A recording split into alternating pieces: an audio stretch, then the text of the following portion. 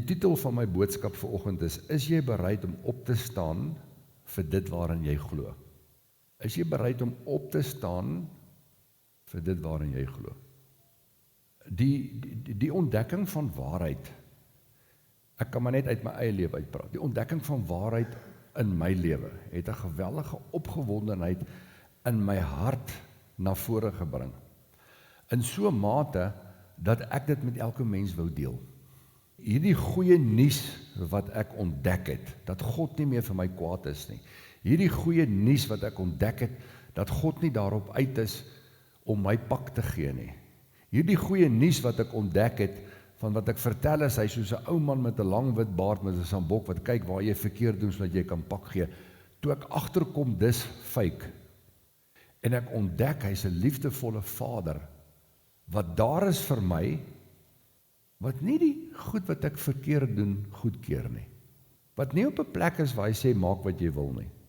Dis nie 'n Gods water oor Gods akker vader nie.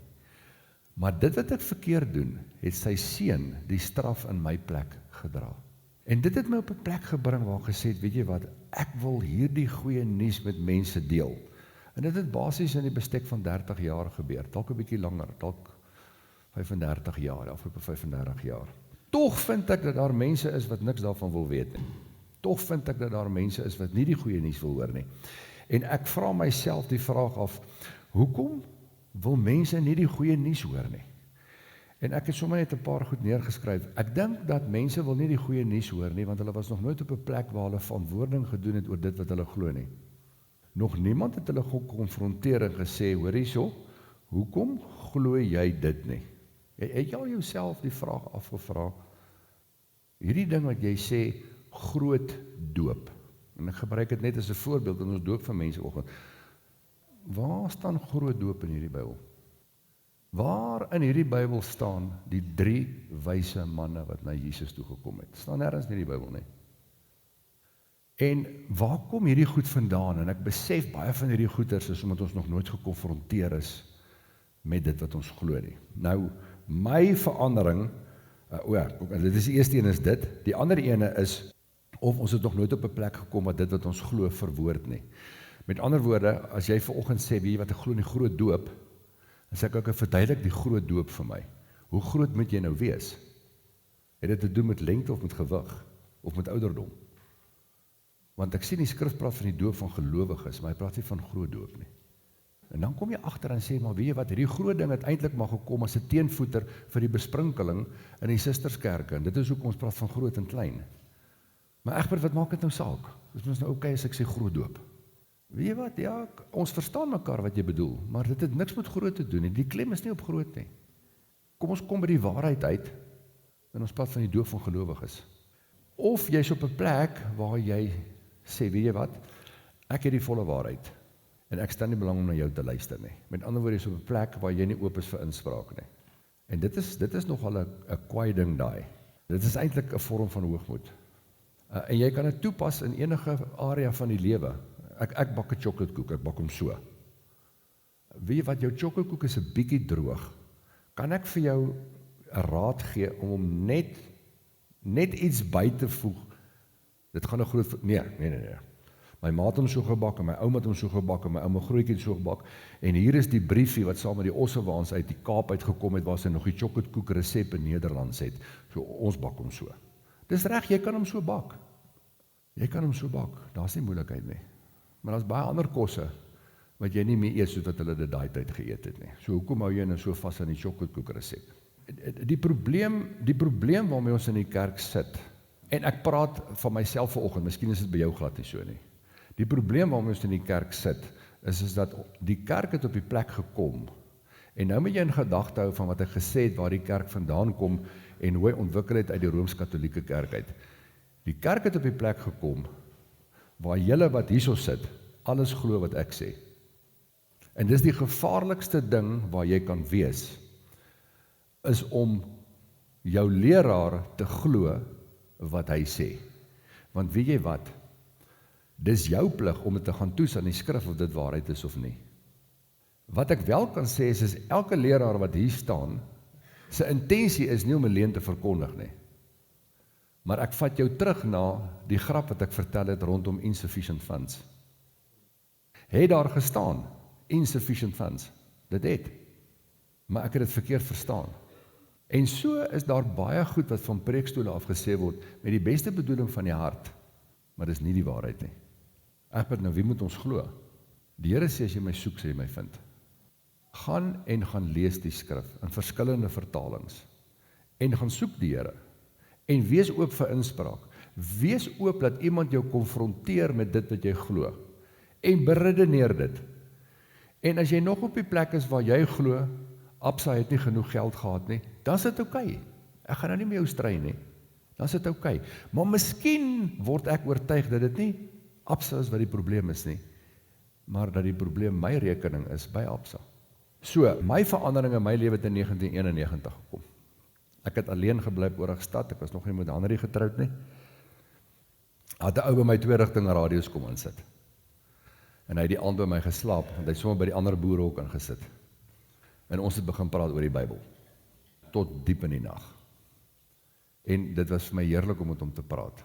En toe ons daar weggaan, toe sê hy vir my, het was so lekker geweest om by jou te kuier, kan ek vir jou bid? Toe sê ek vir my, ja, natuurlijk kan jy vir my bid.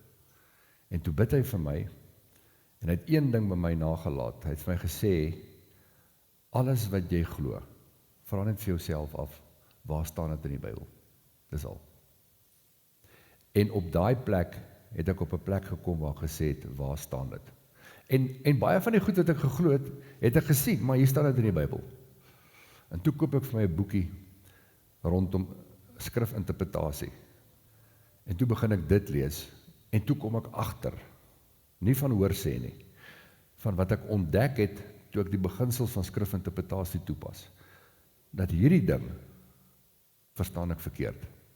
Dis ek wat nie die geld in my rekening het nie. Dis nie Absa wat in my geld het nie, as ek die voorbeeld kan gebruik. So, ek kon daai tyd onmiddellik geredeneer het, en gesê, maar weet jy wat, die Here het my nie geroep om 'n dominee te wees nie, of 'n pastoor te wees, of 'n holy reverend, of wie dit ook al is nie. Hulle gaan swat, hulle het Grieks en Hebreëus, en as ek iets wil weet, dan gaan ek na my middelaar toe, die dominee, tussen my en God, en hy sê vir my, oor wat ek moet glo, en ek glo hom. Maar ek het 'n vers ontdek, Romeine 10:8, wat sê, naby jou is die woord, in jou mond en in jou hart. Dit is die woord van die geloof wat ons verkondig. Hy sê, naby jou is die woord, nie naby die dominee nie, naby jou. En is nie verkeerd om die dominee of pastoor of leraar, is nie verkeerd om iemand te vra nie, is nie verkeerd om jou vriend te vra nie. Wat ek net wil sê is, weet jy wat, moenie jou verantwoordelikheid verskuif na iemand anders nie, is jou verantwoordelikheid. Die penny moet by jou drop, jou verantwoordelikheid om te weet wat in hierdie Bybel staan. En dit bring my by 'n vraag, kan jy verantwoording doen van dit waarin jy glo? Kan jy verantwoording doen vir dit waarin jy glo? Kan jy dit waarin jy glo verdedig? Kan jy dit doen?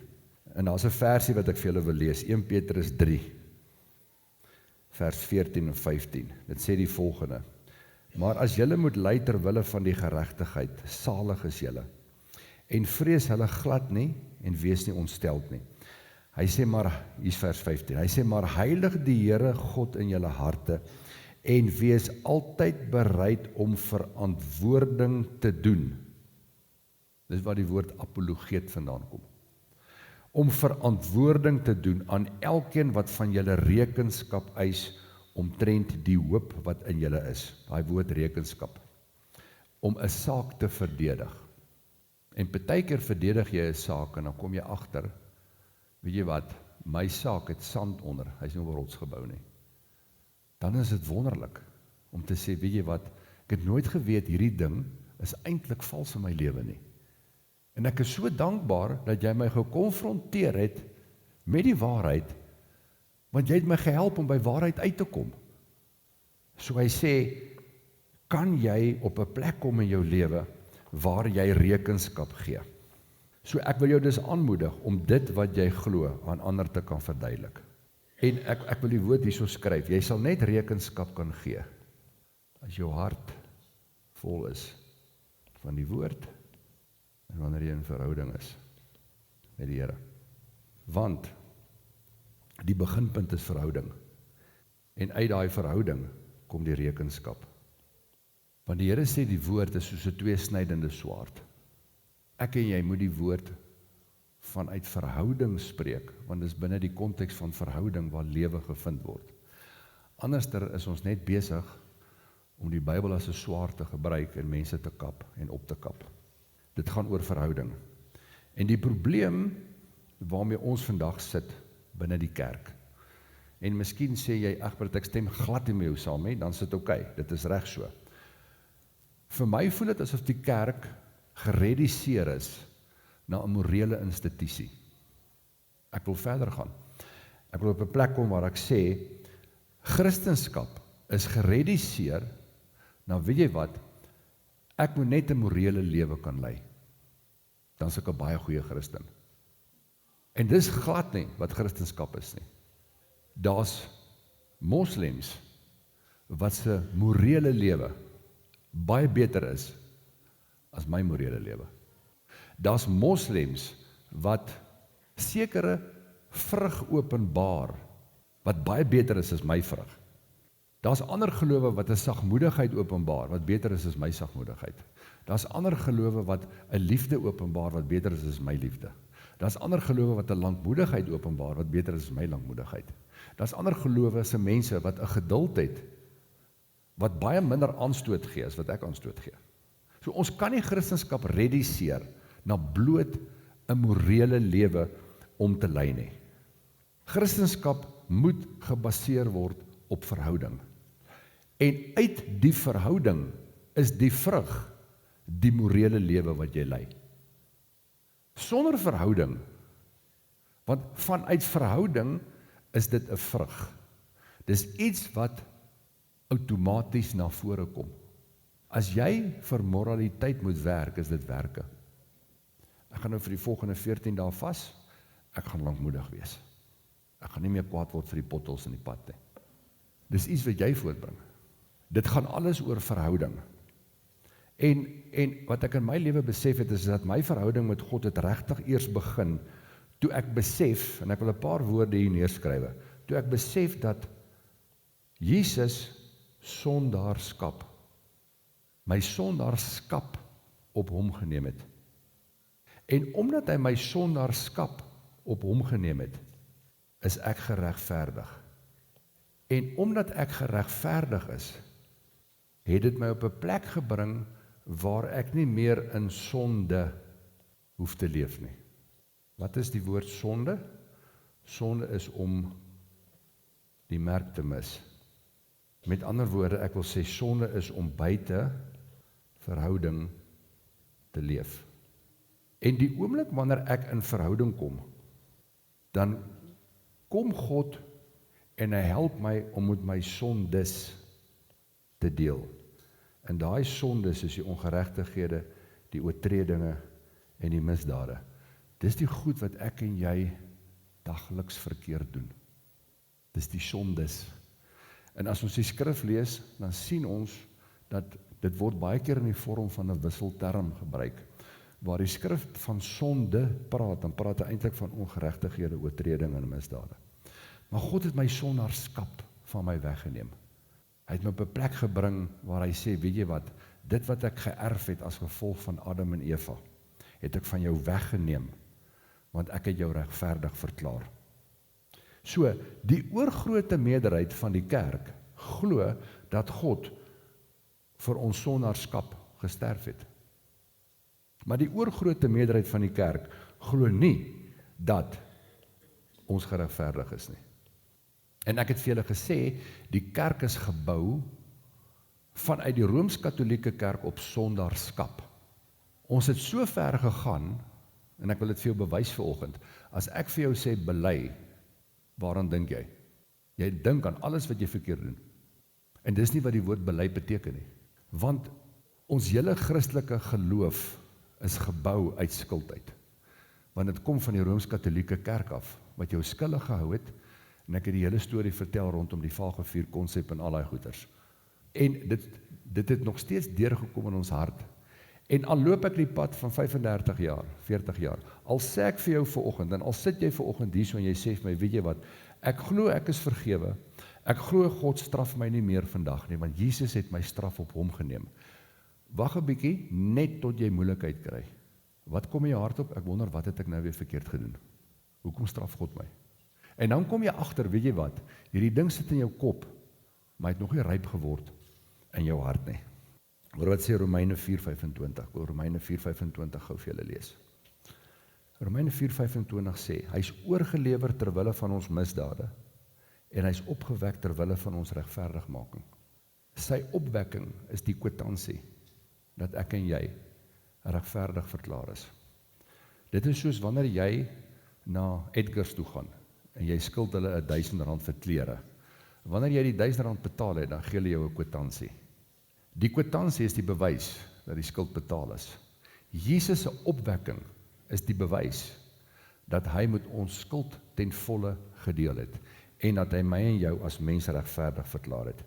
Nou kom ons kom net uit by die woord bely. Die woord bely.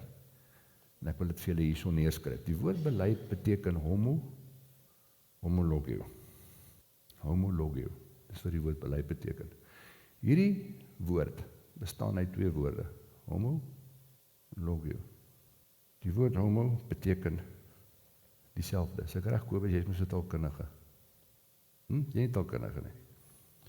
En daai woord, in hierdie geval, is die woord logos.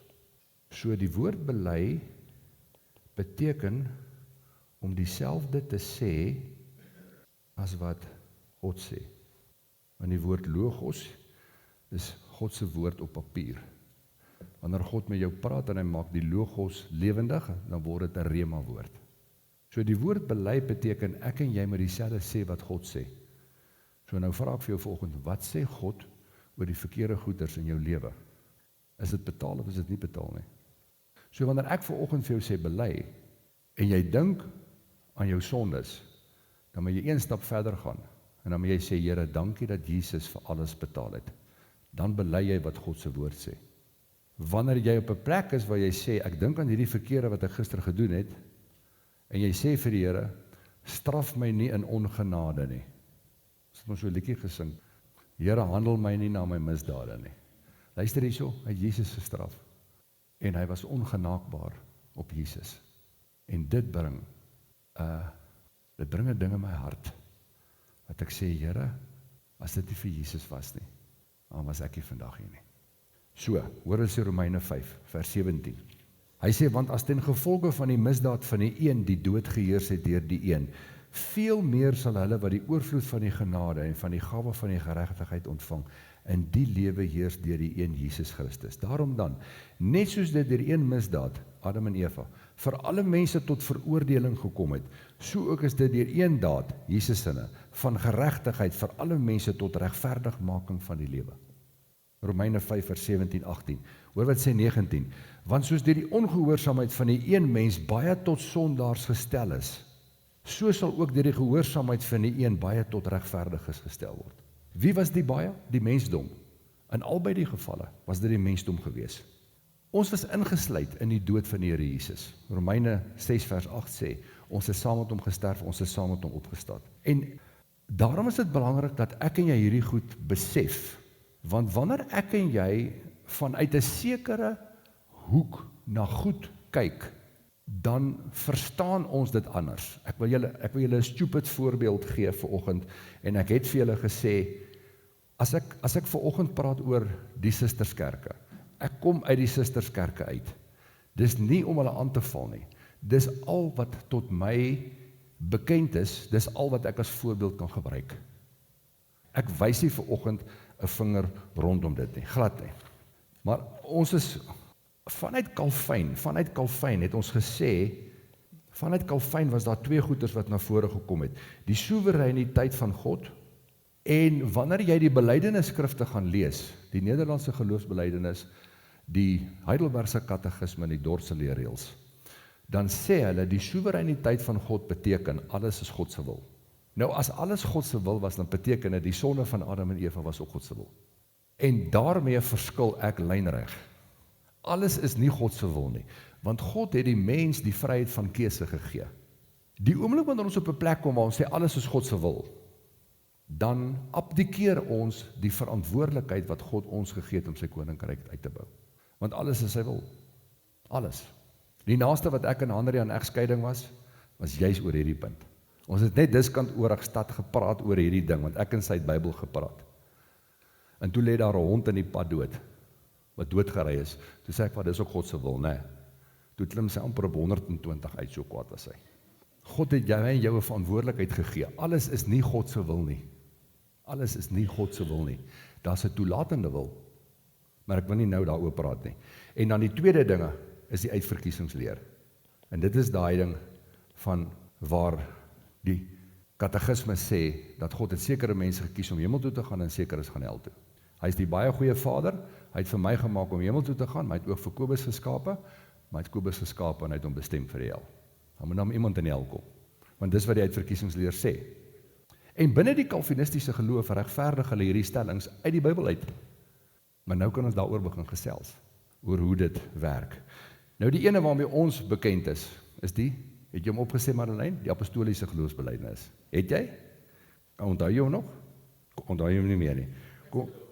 Onthou jy hom? Kom ek lees hom vir ons. Apostoliese geloofsbelijdenis, ons het hom opgesê. Oom Lampie, oom ook, ons het gestaan, dan sê ons hom op. Hy het gesê, ek glo in God die Vader, die Almagtige, die skepper van die hemel en die aarde. Glo ons daar ook? Ja. En in Jesus Christus se enige gebore seun, ons Here. Glo ons dit? Jep. Wat ontvang is van die Heilige Gees, gebore uit die maagd Maria. Glo ons dit? Maar daar is sekere teoloë wat dit nie meer glo nie. En ek kom nou daarby. Wat nie glo dat Jesus uit die maagd gebore is nie. Wat gelei onder Pontius Pilatus, gekruisig is, gesterf het en begrawe is en ter helle neergedaal het, ons tikkie boksie. Wat op die derde dag opgestaan het uit die dode. Glo ons dit?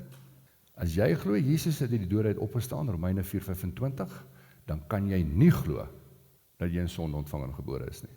Want jou sondeskuld is betaal. Want sonde ontvang en gebore is Psalm 51:7. Oud-testamenties voor die kruis.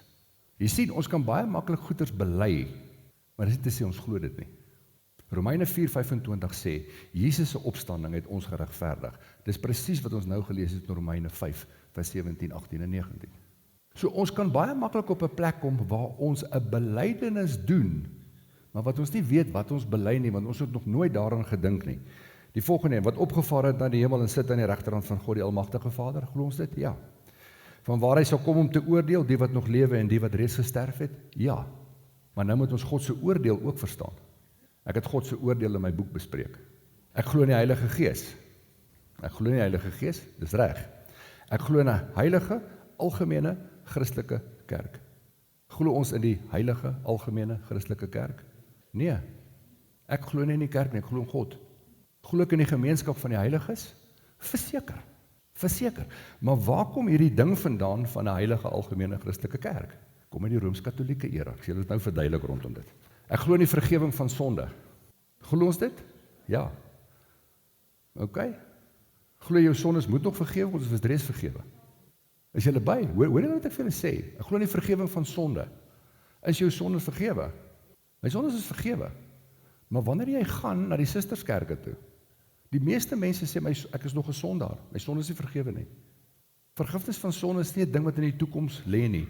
Die bloed van Jesus het alles vergewe.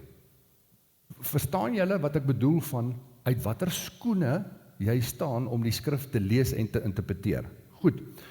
Waar kom hierdie ding vandaan? En 'n ewige lewe, glo ek in 'n ewige lewe. Die Romeinse kerk het mense geleer om in die kerk te glo in plaas van in God. Hoekom?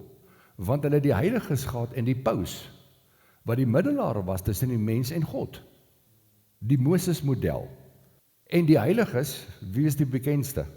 Oom Lampie, wie is die bekendste van die heiliges in die Rooms-Katolieke kerk? Maria. So vir baie mense is hulle kerk, ons glo in 'n heilige algemene Christelike kerk. Vir baie mense is hulle kerk belangriker as die waarheid van God se woord. Ek sê radikale goeters vanoggend. Hulle is bereid om die kerk te verdedig, maar waaragtig nie bereid om vir waarheid op te staan nie. Hoekom nie?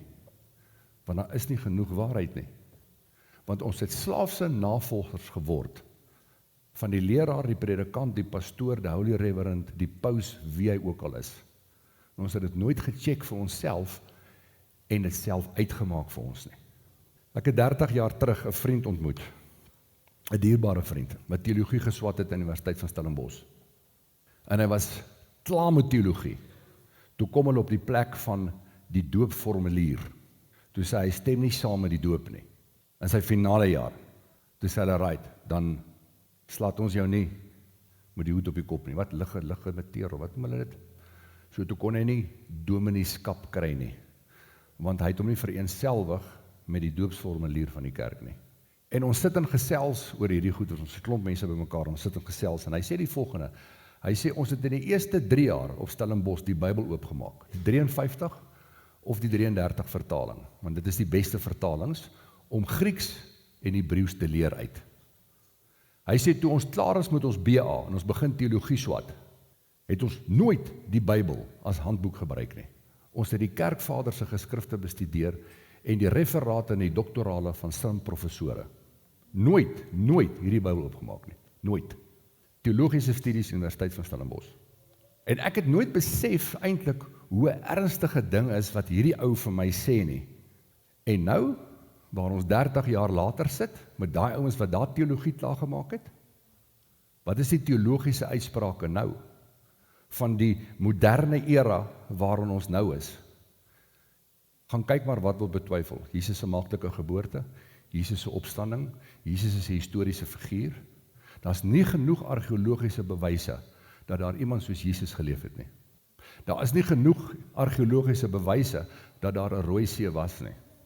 En die dwaling wat saam met dit gekom het, my eie neef het sy doktoraal geskryf oor die boek van Openbaring en daarna het hy ateïs geword. Die effek wat die moderne teologie op die kerk het, met dit wat ons in die kerk mee sit. En nou wil ek julle as ouers 'n skokkende ding gee. Dit word in jou kinders se keelgatte afgedruk, in die laerskool en in die hoërskool. In verskeie forme van wat aangaan en wat daar nie is nie. Onthou as jy na Jesus kyk, Jesus was eintlik 'n randfiguur gewees. Hy het 12 disippels gehad wat hom gevolg het. Zak, jy's in Leidenburg, as 12 ouetjies wat jou volg. Wie's jy? Jy's niemand, jy's 'n randfiguur. Hy het daarna 500 gehad. Hulle sê 'n menigte het hom gevolg. Wat is 'n menigte? Daar was ouens in Jesus se tyd wat baie groter skares getrek het as wat Jesus getrek het. Daar was mense wat baie meer bekend was as wat Jesus bekend was. En die kerk is as gevolg van die moderne teologie op die plek waar hy afgemaak word bloot as 'n morele institusie. Bloot 'n morele institusie. Luister hierso, lewende woord. Ek asseblief. Kom ons wees net medemenslik. Is dit reg om medemenslik te wees? Ja. Kom ons wees net vriendelik teenoor almal. Is dit reg om vriendelik te wees? Ja. Kom ons verdra net almal. Is dit reg om almal te verdra? Ja. Kom ons gee net nie aanstoot nie. Kom ons op 'n plek waar ons net 'n beskaafde lewe lei. Glo ons in dit? Ja, ons glo in dit. Maar ek glo in aanstoot. Want Jesus het ook aanstoot gegee. Hy het die Fariseërs, die Sadduseërs en die skrifteles aanstoot gegee van die môre tot die aand. En ons het op 'n plek gekom waar die kerk se stem, die stem van waarheid, stil gemaak is, maar net nie aanstoot gee nie. Maar net nie lelik wees nie. Maar net nie opstaan vir die waarheid nie. Bly net eerder stil. En dit is hoekom wanneer ons kyk wat het die afgelope 20 jaar in ons land aangaan binne die konteks van kerk, niemand staan op vir die waarheid nie. Alles word in my en jou kele afgedruk rondom dit. Sagaria 9:9 sê die volgende, en ek sluit af. Hy sê, verheug jou grootliks, o dogter van Sion.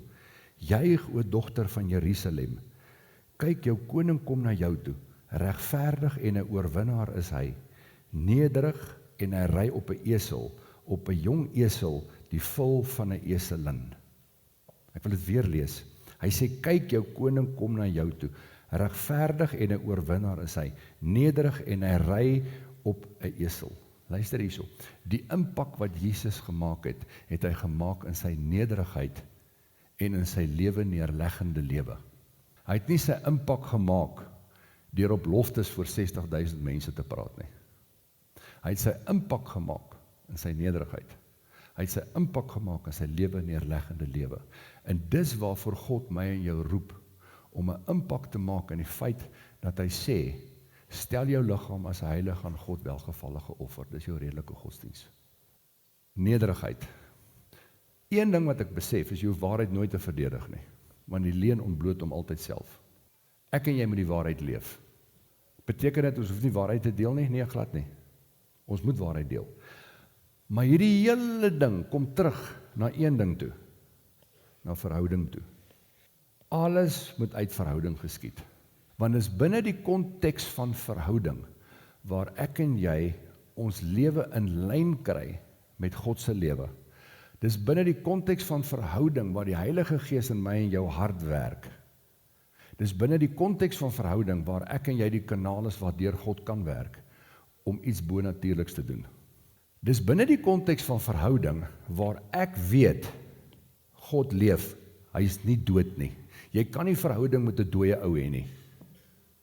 Daar's te veel getuienisse, en te veel wonderwerke, wat ek in my eie lewe al beleef het, wat ek vir jou vandag waaragtig kan sê, so waar as wat waar is, ek weet God leef.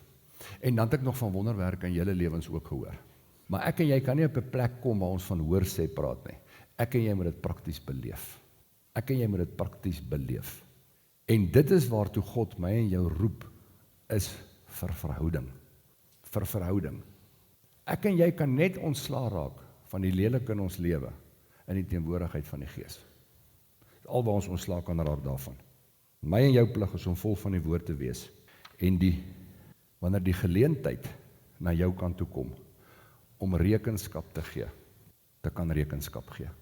Die ou het radio's kom insit in my huis, hy was gereed om rekenskap te gee, en toe die deur oopgaan, en ek sê, jy kan vir my bid, en ons praat oor die woord, toe sy gereed, want hy was vol van die woord, en die impak daarvan, was legio in my lewe, ek en jy, terug, by 1 Petrus 1, wat ek in die begin gelees het, kom ek lees hom net weer, 1 Petrus 1, hy sê, maar heilig die Here God in julle harte, en wees altyd bereid om verantwoording te doen aan elkeen wat van julle rekenskap eis, omtrent die hoop wat in julle is.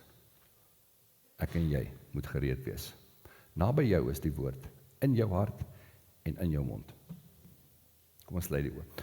Vader, dankie vir vanoggend, dankie dat ons net kon gesels oor, Here, ek wil dit nie 'n preek noem nie, sommer net goeders wat U op my hart gelê het.